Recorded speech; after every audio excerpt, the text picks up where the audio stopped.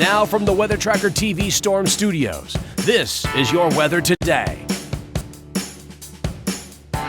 Here's Chief Meteorologist William Cole. All right, folks, here we go. Right out of the gate on this back to work Monday. And I tell you what, we are definitely starting the week off with some active weather, the opportunity of rain, maybe even a little bit of thunder as we go through the morning into the early afternoon. We're going to talk about your rain timeline. Then also, what about an opportunity as we get a little bit deeper into the weeks, primarily this upcoming weekend? What about some Arctic air, maybe even a winter blast?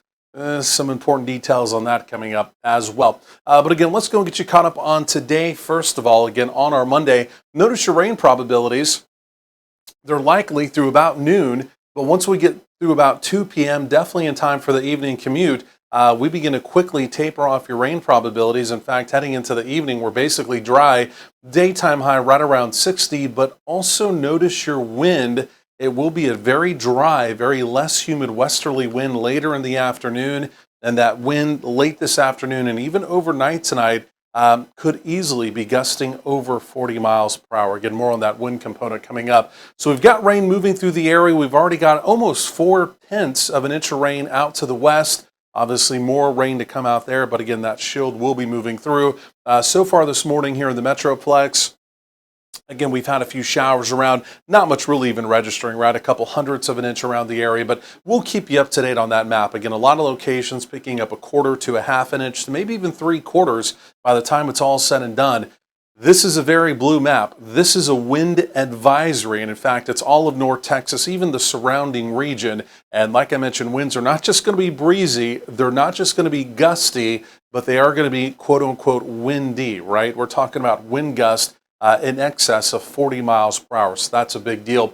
Here's that line of activity I was talking about, right? We've got scattered activity ahead of it. This will be the main line that comes through. There is some thunder associated with that. There could be some very small hail, some very small shot size hail, and not impossible. We even have a couple wind gusts up around 60 miles per hour. So again, that will be an active line of precipitation as it does move through. But looking around the region, you can see what a dynamic storm it is.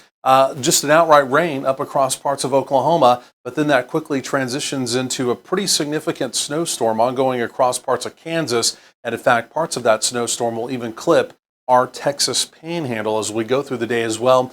Big deep storm trough, impressive storm system here. Again, that will continue to come out, but it's essentially, other than the wind, talking about the precipitation opportunity, it's a pretty narrow window this morning into the early part of the afternoon.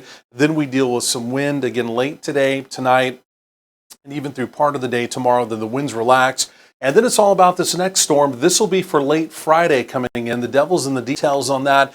There was some data that was a little more bullish over the weekend, trying to bring another opportunity of rain on Friday. Could be pretty spotty the way it looks. And then after that, going a little more forward out in time by this upcoming Sunday and Monday, again, basically 1 week from right now, we've got some real deal Arctic and Siberian air. Looks like it's going to cut loose, come down into the plains. And the way it looks right now, we may get an Arctic front into our area. The newest data is also suggesting there may be some precipitation around with it as well. Devil's in the detail on that as well. We're going to track that very carefully. You may even need to start prepping at some point this week for that. But again, we'll keep you up to date on that over the next few minutes, over the next couple of days rather.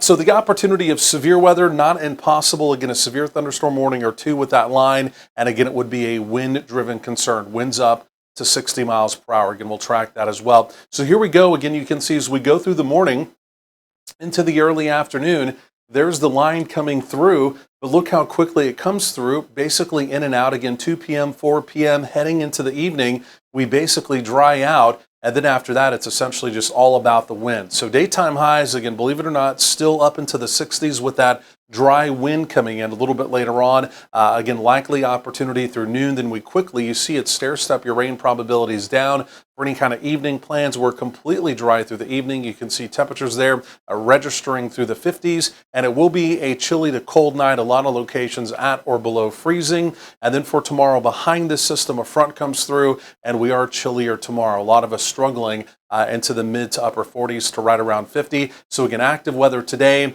We have one more shot. It looks like on Friday, we'll track that carefully. Possible cold blast Sunday into Monday, could be some precipitation. That is the next thing we're really going to be tracking carefully as we go through this week.